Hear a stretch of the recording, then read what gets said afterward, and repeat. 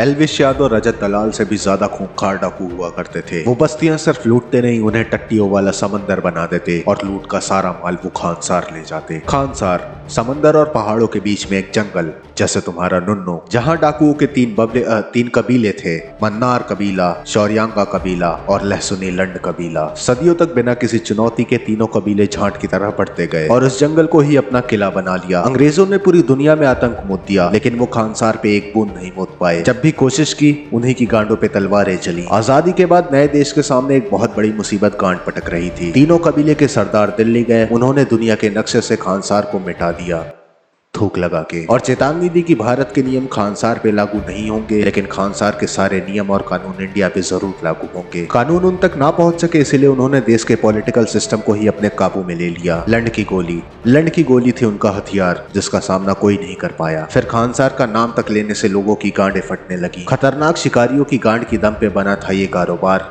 और इसमें गांड फाड़ पैसा था। शिव मन्नार अपने कबीले को जानते थे। जैसे जैसे दौलत बढ़ती गई, उन्होंने खानसार को एक सिस्टम में बांधना चाहा, एल्विस भाई वाला नहीं। उन्होंने कानून की किताब लिखवाई जो सब पर लागू थी, और उस किताब का नाम रखा गणबंधन। गणबंधन के मुताबिक खानसार को 101 भागों में बांट के हर भाग का एक नायक चुना गया। पहचान के तौर पे हर नायक को एक कड़ा दिया गया। कड़ों के हिसाब से नायकों के 3 दर्जे थे। कापर 1 वोट वाला 61 लंड, सरदार 3 वोट वाले 8 टेढ़े लंड, और आखिरकार 15 वोट लेकर शिव मन्नार ने खुद को खानसार का राजा यानी सबसे मोटे लंड वाला आदमी घोषित किया। फिर एक दिन शिव मन्नार अपने पीछे खंभा लेके लंबा लेट गए। तीनों कबीले के समझौते के हिसाब से शिव मन्नार के बाद शौर्यांगा कबीले के धारा को खानसार का मोटे लंड वाला राजा बनना था, लेकिन राज मन्नार को वो गद्दी छोड़ने का कोई इरादा नहीं था जिसपे उसके पिता शिव मन्नार ने बरसों बैठ के पाद मारी। राज मन्नार ने शौर्यांगा कबीले को खत्म करने का इरादा किया, और एक दिन मन्नार कबीले के लोगों ने अपने मोटे लंड वाले राजा के बेटे के लिए शौर्यांगा कबीले के बच्चे, बूढ़े, औरत सबको रात में सोते टाइम पेल दिया। उस दिन शौर्यांगा कबीला जड़ से चुत गया, और इस कत्लेआम के बाद सबने राज मन्नार को मोटे लंड वाला आदमी समझ के उसको अपना राजा घोषित कर दिया। चारों ओर अपनी आंडों से बड़ी दीवारें बनाकर जहरीले निप्पल वाली फौज खड़ी करके उसने खानसार के साथ खुद को भी बेहद ताकतवर बना लिया। राज मन्नार ने 8 सरदार वाले ओहदों में से 5 लहसुनी लंडों को दे दिए, जो थे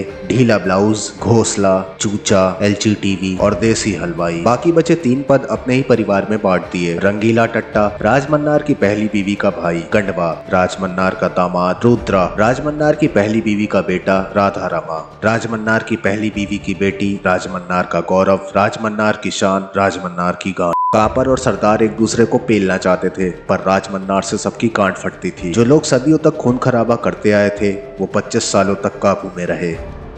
उस दिन तक ये कहानी उन दोस्तों की नहीं जो एक गद्दी के लिए एक दूसरे का सर काटने को उतारू हो गए। ये कहानी तो सालार की है, जिसने 600 करोड़ कमाए, जितना प्रभास की अगली मूवी का बजट है।